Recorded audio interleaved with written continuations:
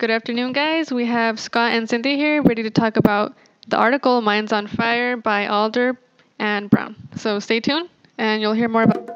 Yeah, thanks, Cynthia. This article, it's interesting. It's written in 2008. It could just as well be written in 2016, just really picking up on the great change in our society.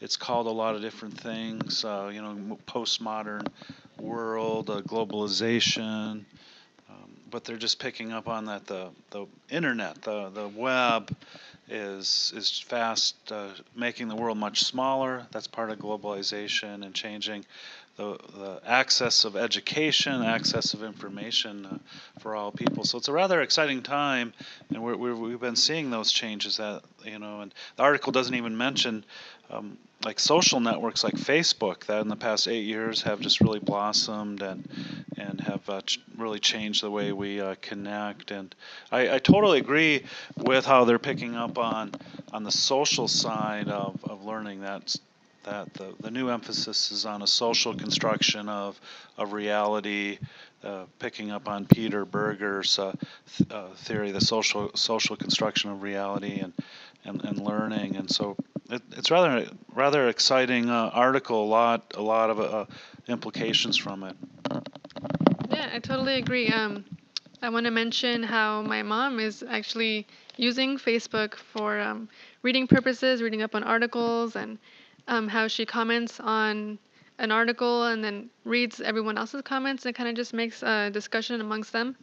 And yeah, I don't think any time in the past that she's been able to do that. But now with all these new programs that we have, like I remember reading the article that talked about how Second Life was introduced as a secondary part of like a school, and they just created classrooms in there, and the students were able to virtually take classes and even join even join group studies to you know better participate with the classmates and get more insight on the learning that was going on virtually. And yeah, it's really interesting and exciting to maybe see this in the future more advanced or in different aspects.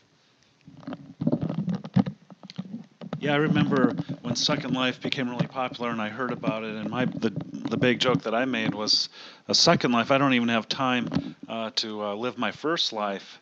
That's probably my only joke I made. But anyways, it is fascinating. Like the Facebook, like your mom is on it. My mom is actually on it. Like a network. I have, I don't know, 800 friends, and they're all posting different things from Hillary is the greatest future president to Donald Trump is the greatest future president, and how then posting grandma's favorite chocolate chip cookies all in the same post. So it's a lot of interesting things out there.